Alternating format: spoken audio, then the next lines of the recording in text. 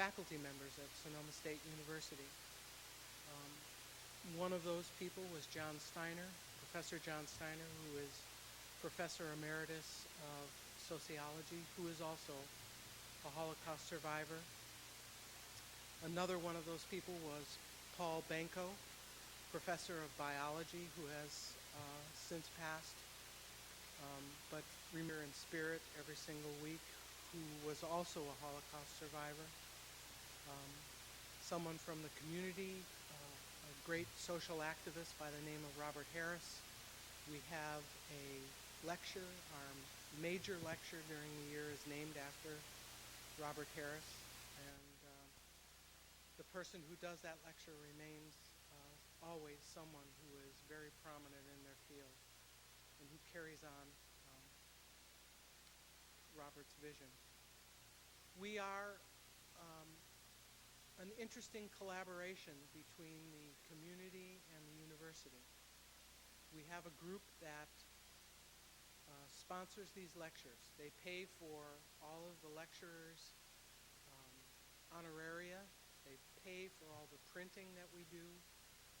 They pay for lecturers' travel, and they pay for incidental expenses that we incur. The university pays for our salaries, for your seat time, but it's a very active and vibrant collaboration. We're most fortunate today to have with us the former immediate past president of the Alliance for the Study of the Holocaust at Sonoma State, Joel Newberg, who is our colleague.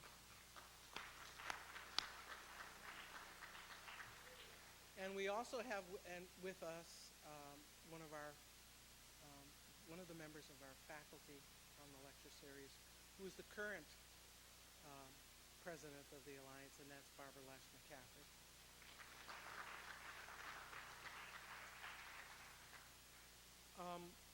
We're going to be doing some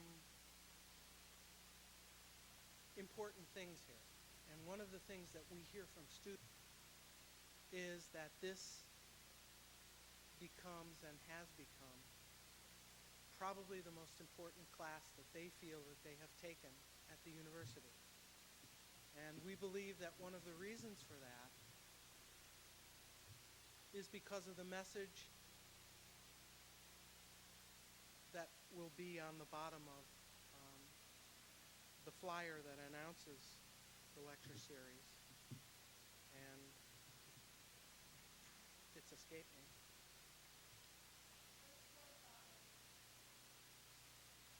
And that is, you'll be getting one of these, and we will have extras in your section on Thursday when we hand out the syllabi. Ilka, I'll introduce you. Study the nature of hate, prevent the escalation of prejudice into genocide. Our theme for this, confronting the past, what does never again mean? We have come to include not just lectures about the Holocaust, but also lectures about current and past genocides. And you will see when we go over the lectures for this year that we have a comprehensive set of ideas and historical occurrences for you to consider. You'll be getting the details of the class itself in your sections on Thursday. And what we mean for this year, for this lecture, is for us to introduce ourselves to you, to introduce the course to you, and to briefly present to you some ideas for you to consider as we head to the first discussion section and to the whole. I want to introduce my colleagues. First of all, to introduce myself, as I said, my name is Myrna Goodman. I'm a professor in the Department of Sociology. I'm an alumna from Sonoma State University. Did my graduate work at UC Davis in sociology with an emphasis on a Holocaust-related topic. I've been teaching here for about 10 years. Consider it the most meaningful thing that I've done in this, my third lifetime, aside from my children. You can never compare children, you know.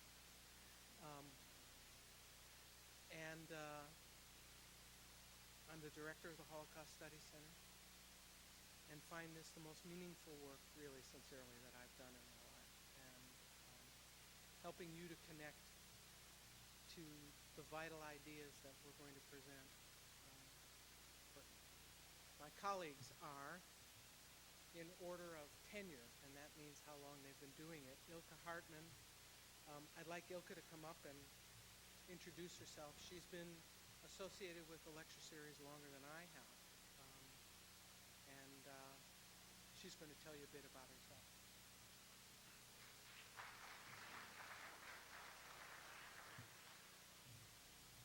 Hi. As Mona said, my name is Hartman, and I'm from Germany originally. I came here when I was about 22, so all my education and my thoughts originally stemmed from there. And I've been living in the United States in the Bay Area, except for returns of going back to teach in Berlin. And about 20 years ago at a university for a year and a half, I've been living here. And I'm not Jewish, so I first learned about the Holocaust when I was a teenager in the German gymnasium, the German high school. I was deeply, deeply shocked by it. And that first moment in history or religion class was what has given me the impetus to be here for so many years. And every year I wonder if I should continue to do it, because it is so hard to think about it while we are not doing it. And in fact, I have to try to not think about it all the time, because there's so much that we know that is so hard to live with. But I find it, like Myrna says, very important to do this work. And if there's any hope for any improvement in the world, it is that people like you understand and recognize the steps towards genocide, just like we need to recognize the steps towards war. And those steps are perhaps not so easily detectable when one hasn't studied and thought this over. Because genocide happens at the end, after many, many other small occurrences that one might just say, oh, forget it, it's not important, I'm not courageous enough to intervene, or this doesn't mean anything. So that's what we are trying to sharpen our eyes and focus on, to understand that. And you will see that this will, as much, change your life in consciousness about discrimination against anybody different, anything that you see where somebody gets treated wrongly. And you will read the papers differently when you hear descriptions that may not be called genocide at all, but you can see between the lines behind the stories what is really going on.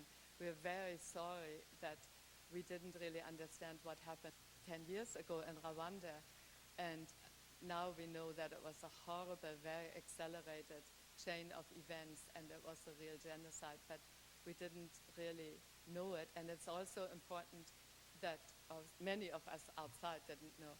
And it's also important not to be just thinking about the words or the categories, because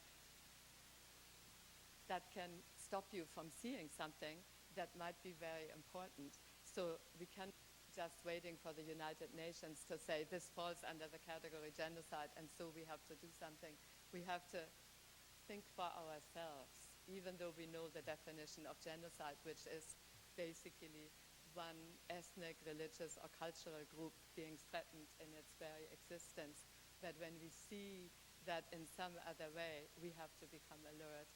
And I think all of us who have been working in this program for so long are really burning with a desire to teach about this. And I personally come back right now only to do this. I've been working as a photographer the last 7 months, and I only come back to do this to the university. It's that important, I think, to do, and it's important to read about, for instance, I can read in German what I see is happening there and what the consciousness over there is. And it is very important that we see how in the whole world people are dealing with these things, and the countries that were the persecutors, like mine, are dealing very, very much with it. My whole generation and the ones below me are always working on this. And it is a very, very painful inheritance to have. And that's why we have to teach about it and think about it. And that's what we're trying to do. If you have any questions, you can ask me later.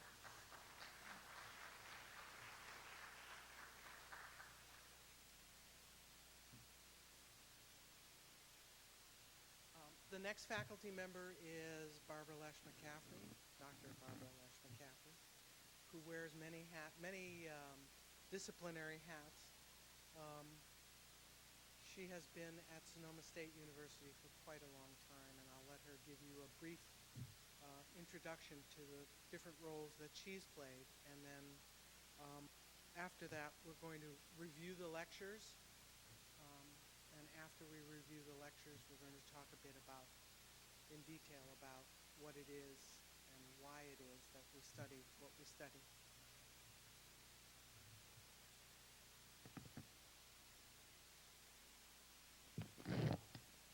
I'm also the shortest member of the group. For me, it's a huge honor to be back teaching in the series another year, even though this is only my 4th year of working with the series.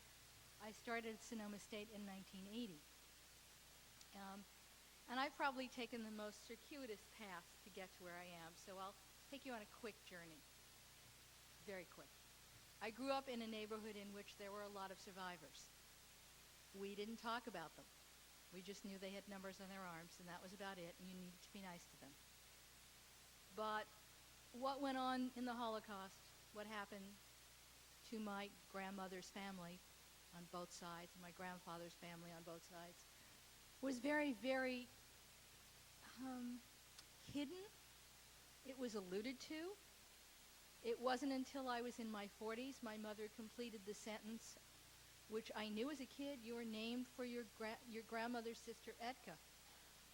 And a conversation I had in my mid-40s, the rest of the sentence was, who the Holocaust? And so I grew up with this as an undercurrent.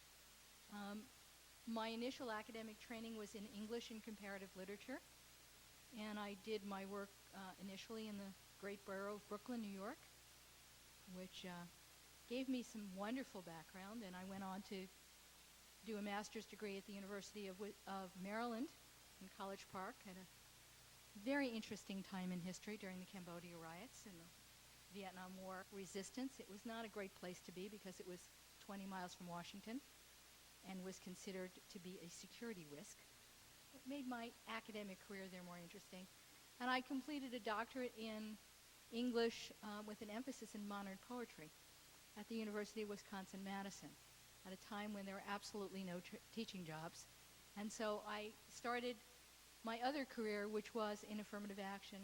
I came to Sonoma State in 1980 as the director of affirmative action, and for 20 years held that position, and also worked with all the faculty hiring, with all the discrimination complaints, with a lot of our training on tolerance and non-discrimination, disability issues. And I continued to teach as a volunteer, initially in the English department, in the Hutchins School, in American Multicultural Studies, in Women's and Gender Studies. You might see some themes here. 4 years ago, I switched to full-time teaching. It is my great joy to be teaching. I refer to myself as the university chameleon.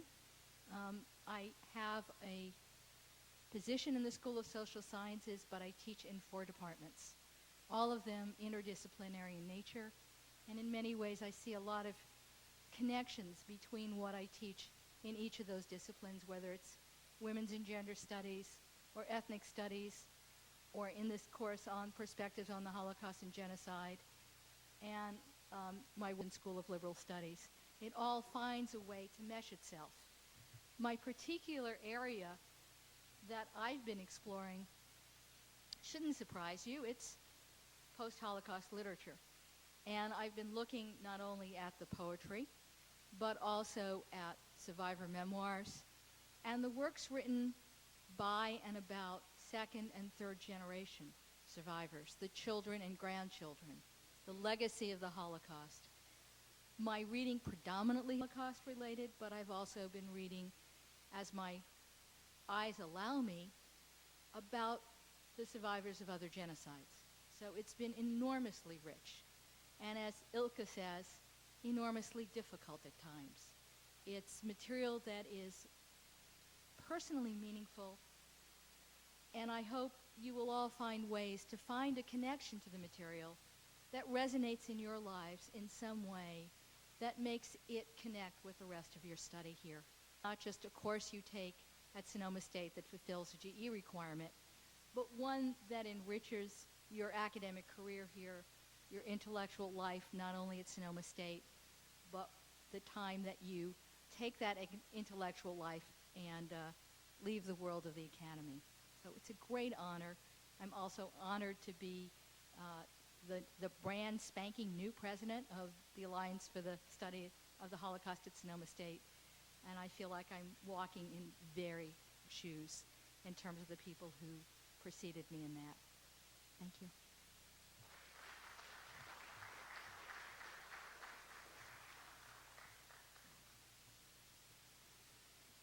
Okay.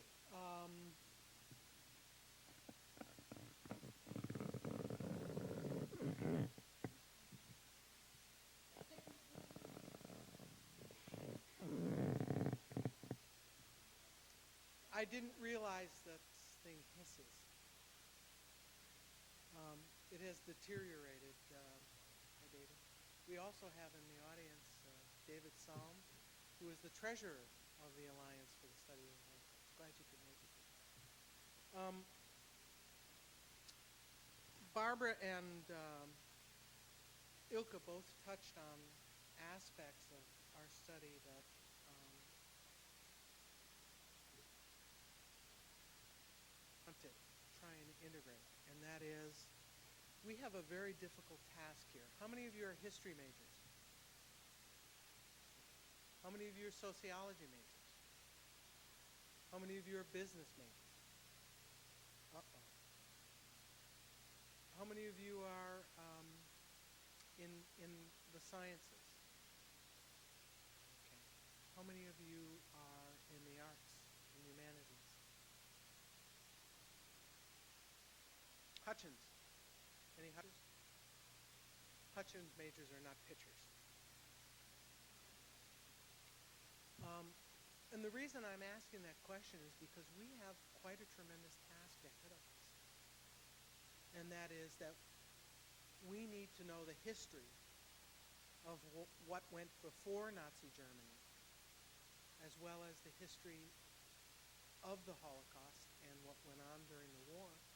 And we also need to know the later 20th century, because as you will see from the lecture series, the lectures that we have planned, genocide did not stop when the Holocaust was over. How many of you studied about the Holocaust in your high schools? Come on, raise your hands, be pitchers. Okay, so you have some, so the social science teacher spent 2 hours on it, right? Is that about, how many people have read Anne Frank? How many people have seen Schindler's List?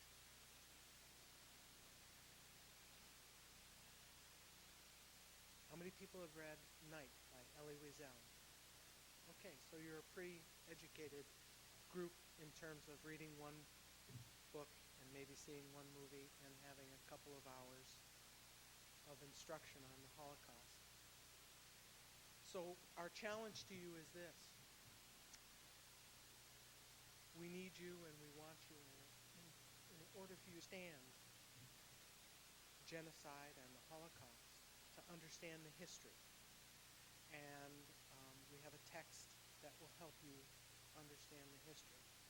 But to there's something else that's going to happen in here besides getting historical facts.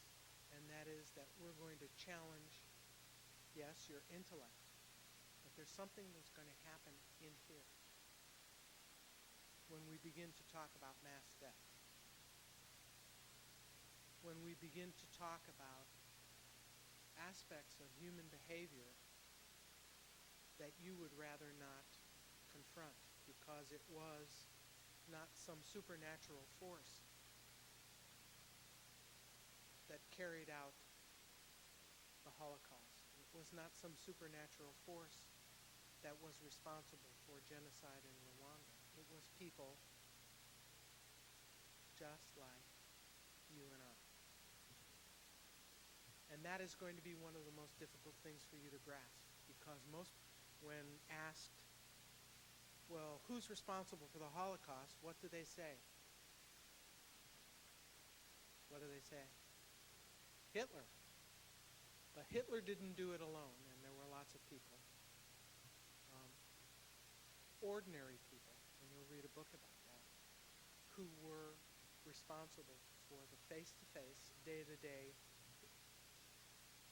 massacres. In Rwanda, family members confronted each other, and family members killed each other face-to-face. So what we're asking you to do in this class is to use your intellect to get as much information as possible to help you set things in context. But we're also asking you to respond as thinking and feeling human being. And sometimes it is going to be difficult to integrate those two things together. That as an escape, you will go up in your head, and as an inability to escape, you will be mired in the emotion. And I will consider our time here successful if we are able to integrate those two things, intellect and emotion, to have a full, meaningful understanding of how, as individuals, joining in groups, we are able to do good things, because that's what my work is about. My work is about rescuers and people who said, no, I won't take part in it. So let's move on to our first exploration here, and let's go over the lecture here. Before we begin this, does anybody have any questions? This is not Biology 301, in case you came in late. Okay, hopefully you can see it. Is there a way to dim some of the lights and not all of them? We have to, okay, time for the nap. As you can see, we meet every Tuesday from 4 to 5:40. We're here today. Next, we're going to do some more historical background. We're going to ease ourselves into just what was the condition, what were the conditions that led to the Holocaust? What was it like living in Germany? What were people's lives like? And we'll also spend some time talking about the phenomenon of, or actually the phenomena of genocide. On February 10th, Ilka will do a lecture on the historical, and give you a historical overview of the Holocaust. I might point out that your text, War and Genocide, by Doris Bergen, comes very highly recommended by my students from the Sociology of Genocide. I chose to use that book again because they felt it was an excellent way to learn the most important facts about the history of that period in time. On February 17th, we have a Holocaust survivors panel. I cannot impress upon you what a unique position you're in. How many of you have heard Holocaust survivors speak? You've been most fortunate. Yours is the last generation that will actually meet face-to-face with Holocaust survivors. And we have 3 people coming who do an excellent job of explaining to you what their experience was like. You will be reading Lucille Eichengreen's autobiography as well. On February 24th, Myths of Race and the Influence of Racism on Genocide. You will learn that the attitudes that led to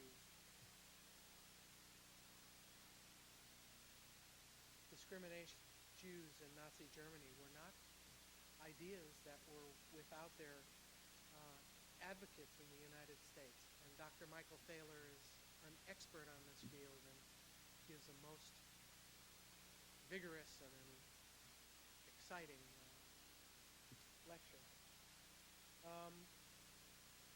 On March 2nd, I will give you an opportunity to sleep once again through my talk on the sociology of genocide, where we look at the and see what are the constituent parts, what generalizations can we make about genocide and how it happens and when it happens. On March 9th, we have our Robert Harris lecture, a very, very influential political scientist.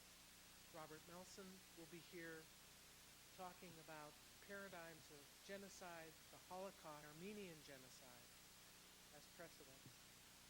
How many of you have heard of the Armenian genocide? It took place in the early 20th century and was a precursor to the Holocaust. Even Adolf Hitler understood that because people did not address the Armenian genocide, he could have free rein in what he did. On March 19th, or 16th rather, genocide in Rwanda, we have a survivor of the Rwandan genocide who will be with us, who gives a most impassioned and wonderful lecture. I'm hoping and trying to work with some student groups about collecting some money so that Matilda can go back to Rwanda this summer with some supplies, or she can purchase some supplies for some of the orphans who are still left. It's the 10th anniversary of the beginning of the Rwandan genocide. We have another survivor who will speak to us. This is unusual for us. We're having a second survivor panel. William Lowenberg, who is a survivor.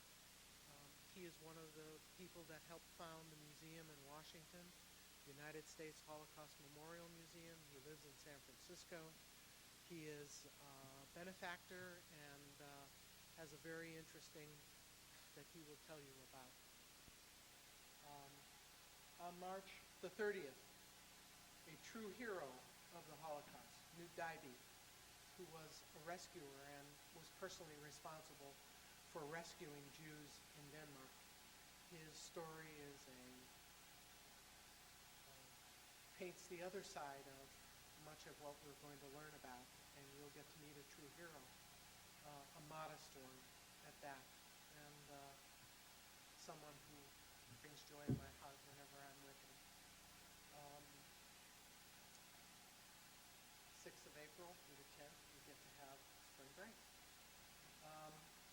On the 13th, Barbara will give a lecture on post-Holocaust writing, giving voice to silence. I'm looking forward to that. One of the ways that we can see the effects of genocide is to look at how it is perceived by the people who survived, the eyewitnesses and their families. The Holocaust and all genocides have some repercussions for families. Then we have a special guest coming from the Holocaust Museum in Washington. Her name is Jennifer Jordan. She is normally a teacher at the University of Wisconsin, Milwaukee. She's a fellow. Well, she's really a woman, but you know they call them fellow. At the museum, and she studies how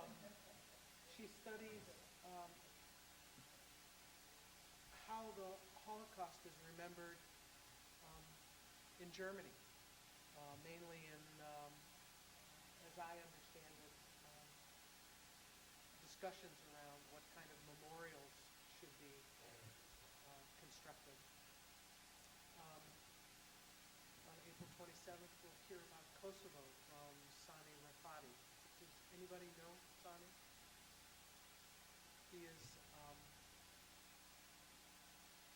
Sinti. You know, we are learning new names for lots of things, and he will tell about the experiences of people who we used to call gypsies. He will talk about the Sinti and the Roma. There are two different branches of people who emigrated from India to Europe. Talk about their experience in Kosovo, which was another place where genocide happened.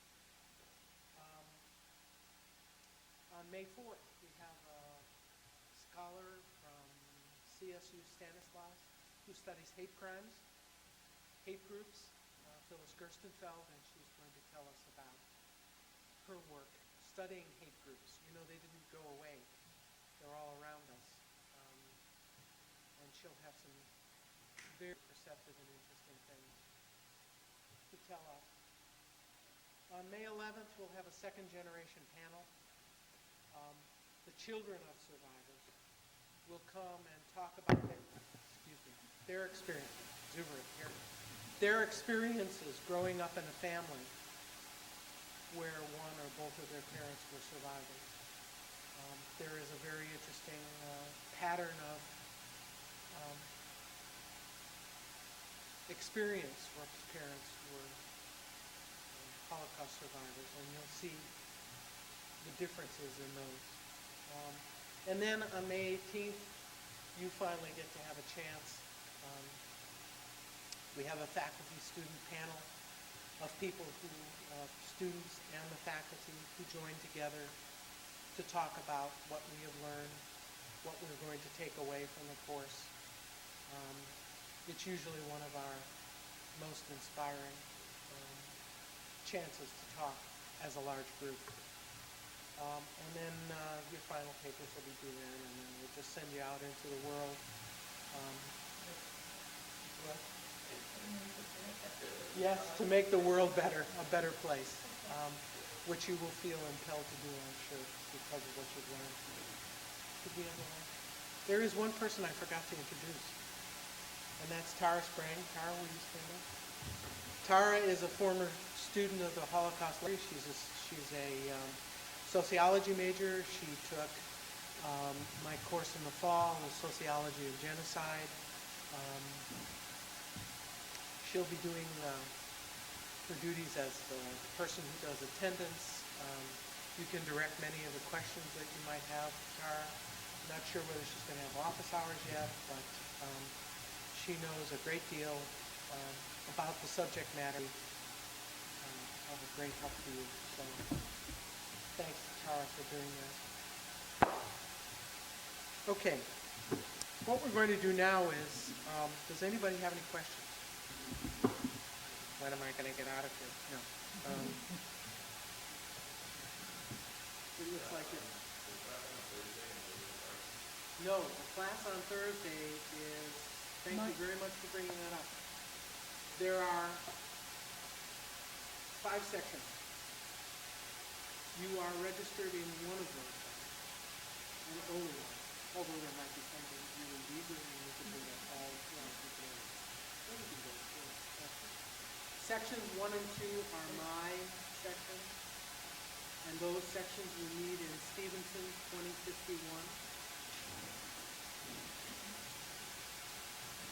Section 3, Barbara Lynch McCaffrey section, and you will meet in Parson 69. Parson 69. Sections 4 and 5 are ILCA sections, and your sections will meet in Stevenson 2091? 2091. Thanks.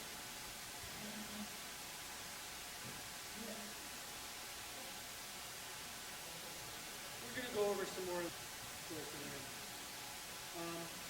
Any other questions at this point? Yes. One of the books? Yeah. No, the books are available at Northlight Books. Who knows where Northlight Books is? Who knows where Oliver's is? Oliver's Market. You get to go on a field trip. It's in Katati. As you head off campus, turn right.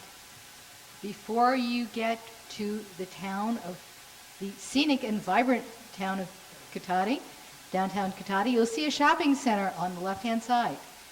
You'll see a big, big supermarket called Oliver's, and next to it is Northlight. If you are looking at the market, Northlight will be on your... Thank you. I'm challenged. Every time I go to England, I can't figure it out, and I have to say my side of the car, your side of the car. But anybody who needs any further directions, please see me after class. Yes. It depends on what section. It depends on which section. Section 1 is at 5 o'clock. In 2051. Thanks, Tom. Section 2 is at 6 o'clock in 2051.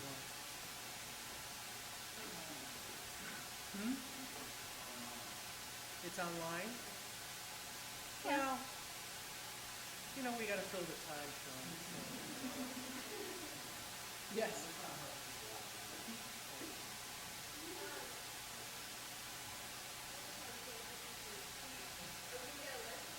Yes, you'll get a syllabus in class on Thursday. No, your first reading assignment will not be due until the beginning of next week.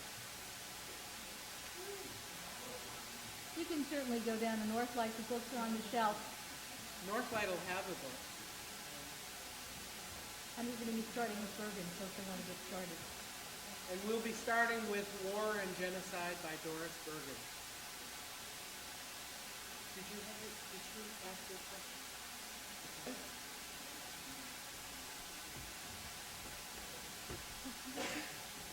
Yes. I don't know whether they're used or new.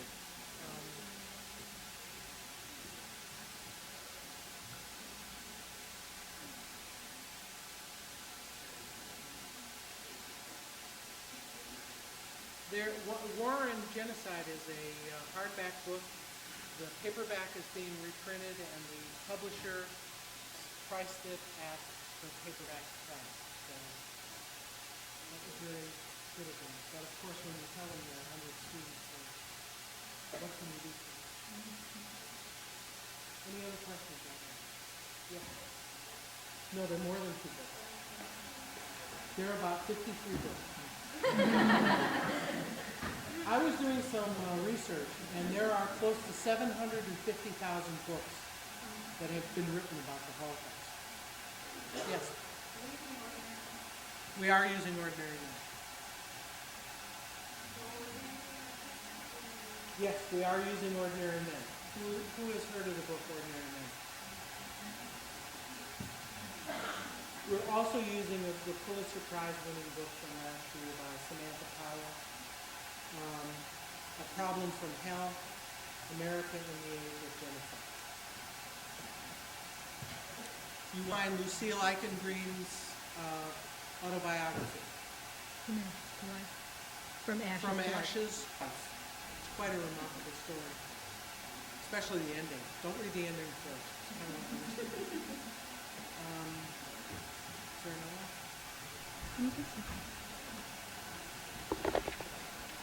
Additional articles are going to be... Yes, additional articles, and you'll find out more information about this, are going to be available through e-reserves.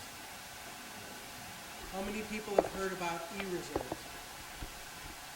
Really a very interesting and neat, wonderful thing where you're going to be able to access the course reader on the internet. Thereby, you cannot complain about the price of the books because you do not have to buy a reader. Everything will be available on the net. Okay? All right.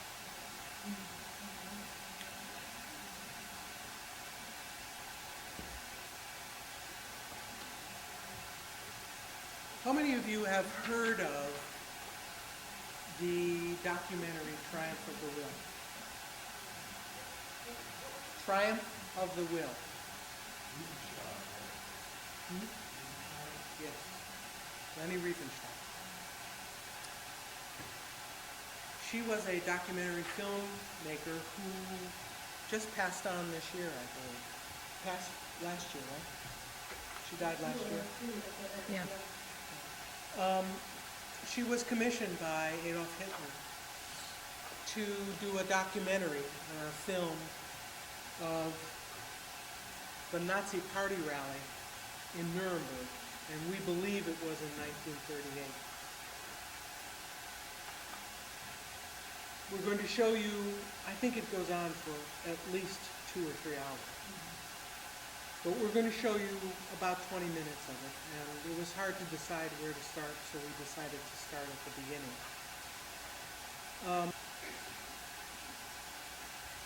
What we would like you to do is to watch this and to consider what the filmmaker had in mind in showing this and what it does show. And then we're going to have you answer a few questions in writing about it, and we'll do a short discussion of it. But, which button do we press? Yes, we're running, I just wanted to say that Leni Riefenstahl was one of the most gifted filmmakers in the history of filmmaking. And because of this film and the other one called Olympia, about the 1936 Olympic Games, you read about that, and when Hitler would not shake Jesse Owens' hand, and where the Jewish members of the American teams could not participate. She has never been able to be fully acknowledged, but she did a lot of new inventions in filmmaking, and it would be very interesting if you would try to see how she looks at media and how she relates to what she films, because there's a film called The Wonderful Horrible Life of Leni Riefenstahl, and you can get it pretty easily as a video. And she, at the end of her life in her 90s, said that this was only a documentary. But it is said that she was a very good friend of Hitler. She was an actress and dancer before. She was very talented and very beautiful. So see what you think, how she films it. You probably can't get a conclusive answer. That is a very important question, because she was definitely part of the times, and how distant was she, how much did she get across. Lights, for instance, one of the great camera makers of Germany made her special lenses at a time when everything was, very little of everything they made her special lenses, and as a woman she was leading all these men, all unusual at her time. So think about those. She's been made to the end of her life, a very controversial figure. A few years ago she was supposed to be honored in San Francisco, and the of the film festival here said they were all shut down. So the end of her life has remained controversial.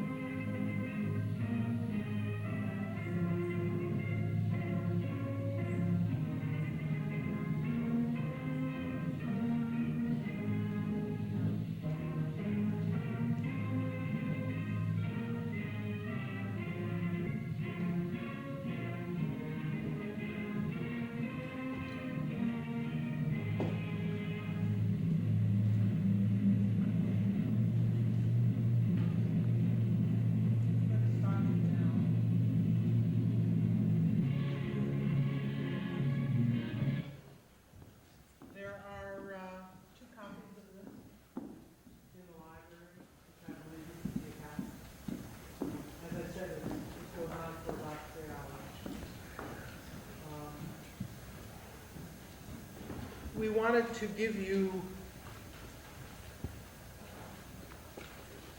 some notion of the beginning. And as you can see, this was done in 1934 and was just, this is 16 months.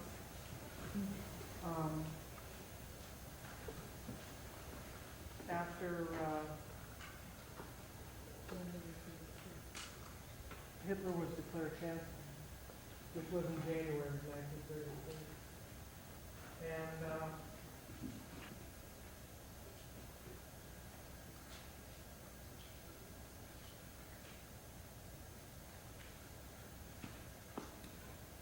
we thought about some questions that we wanted you to consider. So I'm going to put some questions up. What we'd like you to do is take out a piece of paper, put your name on it.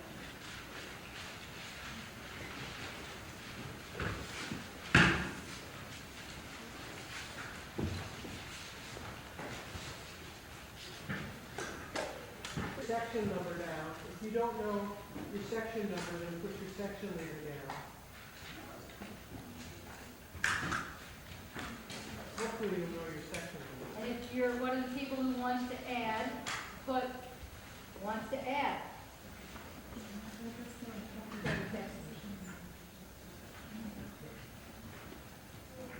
just wanted to say a couple of things about what we saw. You don't? Well, maybe we'll next time. So this is, you saw what was at the beginning of the Third Reich. The Reich was to last 1,000 years. And what we would like you to reflect on is these three questions. Just a couple of sentences or ideas that you want to put down. You'll be taking attendance through these responses, so please make sure that we can identify them.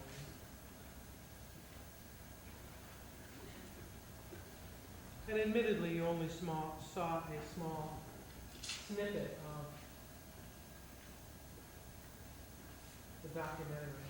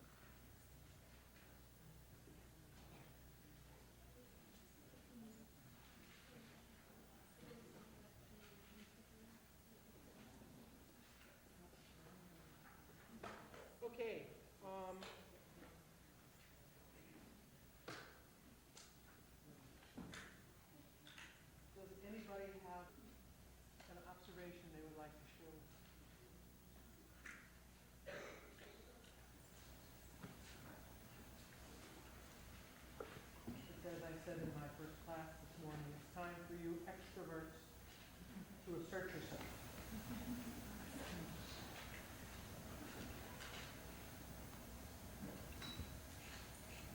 Yes. Was pre-war Nazi Germany as patriotic as that film portrayed it to be? I mean, did every now the flags hanging from the roofs and the Nazi symbols hanging on all of the walls of the buildings? You mean outside of the city of Nuremberg for this? Yeah. During the Nazi era, at a certain point, everybody had to have the swastika flag out. And before it wasn't, that didn't exist. Hitler and his people made up the swastika. But you had to show it to show that you were part of the atmosphere, that you were part of the political persuasion. And I remember hearing somebody saying that it looked so festive with all the flags. You know, that was so joyful and beautiful. I mean, I read that recently. Kind of like being in Houston and not having an American flag.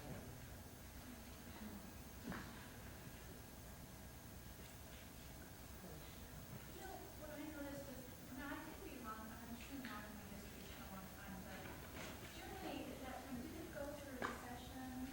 Yes, there was a- 1930. And when I was looking at that, I was going, you know, here's people who are battered down, here's this guy, you know, in terms of defense, you know, follow me, I'm your dad, sort of, you know, I'm gonna lead you out of Take care of you. I'm gonna take care of you. I mean, there's pictures of the kids smiling, I mean, it was, every scene had a child in it.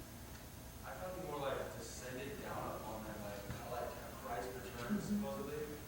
Not necessarily like your dad, but I'm like your savior. Yeah. Well, there was the Treaty of Versailles, where Germany basically took blame for World War I, and no one was really proud to be German at that time. And what Hitler did was really restore their patriotism and was willing to fight for the Germans in Germany to restore themselves. Do you think that any of the people in there have any premonition about what was to come? Yes. Yeah. Because like things were so bad that like they wanted anyone and anything to make things better. They didn't care who did it. Before Hitler, it was all corruption and it was all war times and stuff like that. That's a kind of broad generalization. There was a brief time in Germany when they had a democracy. And although it was not for a long time, it was a democracy. It wasn't because they couldn't get anything done on it. Because they had the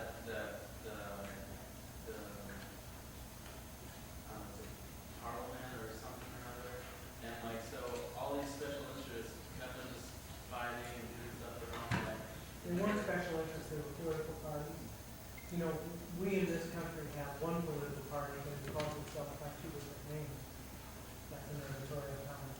But in other countries, there are real significant differences between the political parties. And that was the case, and you are correct, that there was a lot of dissension and violence. They couldn't maintain a single government for a while. And so that did lead to a desire to have a stable government. And I think and the Nazis were seen that way. But the other thing that is very important that you remember is that the Nazis were never elected by a majority of the German people. And because of their parliamentary system, the Nazis took power. I was like curious to know what the music was. But one of them in the beginning was, I think, a real Nazi song. And then another one when the young men were cooking was, it changed more a militarized, stepping song of an old folk song called Fuchs, du hast die ganz gestellte Fox, you stole the goose, as we all grew up with it, but it was more like a military march.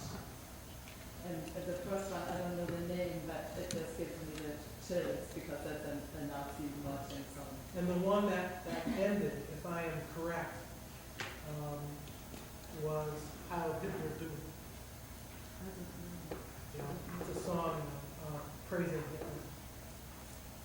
have some of those songs. Yeah. I have a record if anybody is interested. Yes. Right, you should listen to that. Correct me if I'm wrong, I think that the United States named Hitler Time Magazine Person of the Year for helping, fixing Germany, for helping them come out of poverty. The And German that's recovery. kind of what I saw in that, what the woman was trying to convey, was that he had helped them come out of that. He was at the beginning of helping them. Remember, it was only 16 months into the regime. It hadn't happened yet, but the Nazis were working at all levels to, I don't know the correct term, but to implement the programs that they had for economic recovery, and also to bring Germany into some kind of ideological agenda, so that everybody was thinking the same way.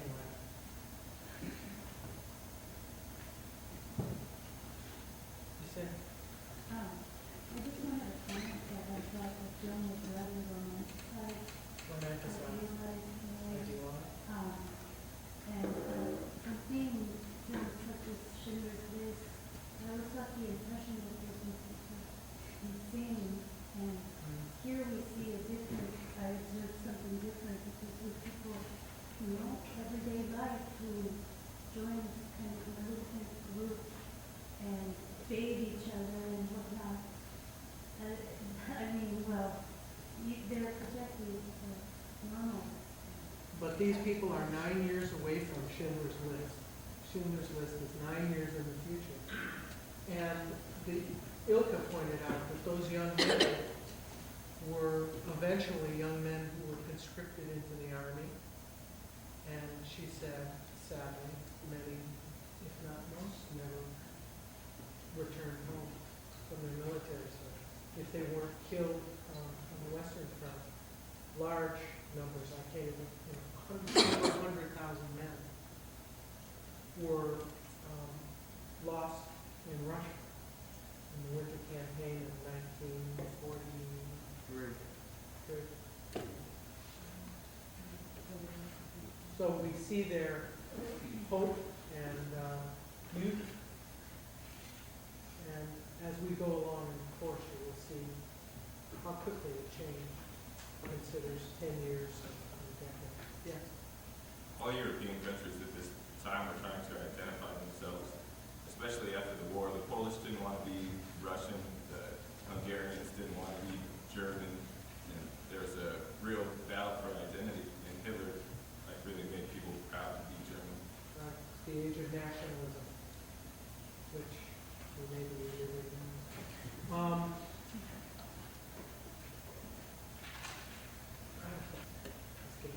Yes, Sarah, someone else over here? Did you want to say something? Or were you just playing music on your phone? No, behind you. Playing music on your phone. Yes. I was just thinking, one of the reasons I think this film is so powerful is just because it shows the troops as so ordinary. Like, they're just the guy next door, this guy's having fun, they're moving around, which I'm sure military life is not really like that. But it shows them as someone very human. I think that's something that even when all these bad things happen with the war, if you remember that movie, you're going to see them as these great people. How can you believe they did so bad things? Like, they're just normal people, and I think it's so easy to forget that they were your neighbors. And the scene with the people in the native dress, you have to understand that was part of the Nazi program, and that was to have identified as a special group, and they even, we will see, created some of their own bogus science to prove that there was this great Aryan nation of the past that they needed to once again identify with. I just wanted to correct, these people would become soldiers later. The young men we saw dancing and playing and climbing on each other. They were in what was called the Arbeitsdienst, which means the work at service, where the young people, men and women, would go after they graduated from high school for 1 or 2 years. So they were not soldiers yet. You know, they were really more young people before they became. That's the impression I wanted to leave. Yeah. Not that they went from there into the army, but that was their eventual fate. Okay, I think we're ready. Please remember to papers to your section leader, those people who would like to add to class